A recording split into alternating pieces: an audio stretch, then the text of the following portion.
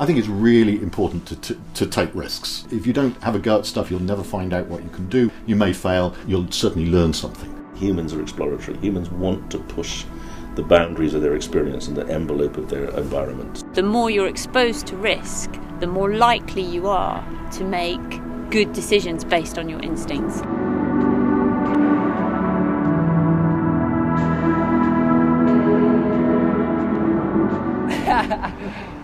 Three top tips for living a more exciting life, dude.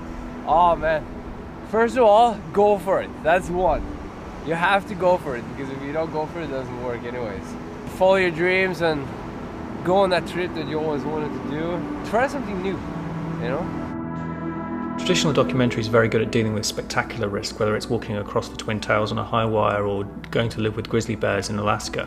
What it's less good at, I think, is dealing with everyday risk. And so one of our challenges for interactive documentary was to get people to think about risks in their everyday lives. So, you get born, you go to school, and you probably don't become a rock star. You find yourself in a society that year on year gets safer and allows you to live longer, but simultaneously bombards you with information about the dangers you face every day. And your poor brain that evolved to deal with mostly this has to work out how to navigate the modern world. When do you take risks? And when do you play it safe? I think unless you're familiar with dealing with risk, you don't get good at dealing with risk. Therefore, how do you know when you're making those good decisions or not? We were conscious that there would be an expectation that in some way this was a documentary, so there is a linear part to this film. What we've then done is use JavaScript, Popcorn and HTML to add interactivity to that film. So the way that we've actually made it function is that there is a linear film that is paused when the interactive moments happen. So whenever the audience is ready, they can advance with the main film, but there are moments that they decide the length of that they can stop and interact with along the way. To show what statistics can and can't do, you'll have noticed at the start of this film we kindly told you when you were likely to live until. If you tell us a bit more about you, we can make our prediction more accurate. It's really important to us that while some of the examples we're using are life or death risks that people like Yokozuna take when he goes wingsuit flying, the overall experience the film's providing is one that is very relatable to people's everyday lives.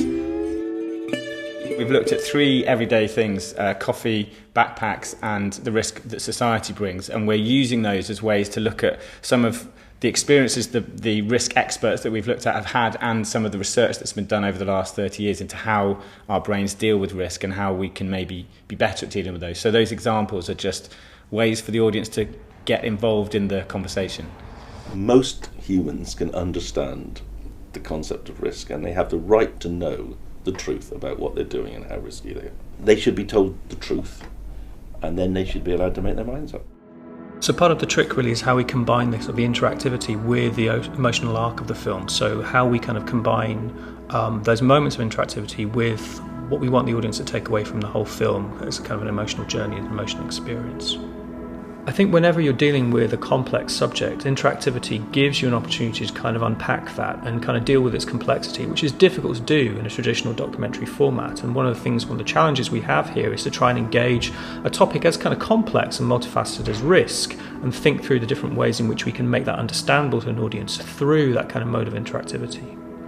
We're conscious there's quite a big risk in the project that we're doing from the word go, in that this is something that hasn't really been done in this way before, and so we're trying something new, and we've no idea really how well it's going to come out, but the ability to take that risk and try and do something new has been great. As an academic, I'm used to working slow and alone, so the way in which we've worked on this project, which is to think very quickly and have to move very quickly in relation to a subject, think very carefully and on our feet about how we're going to design the interactive documentary, how we're going to kind of develop it, has been a real challenge and I guess a real risk.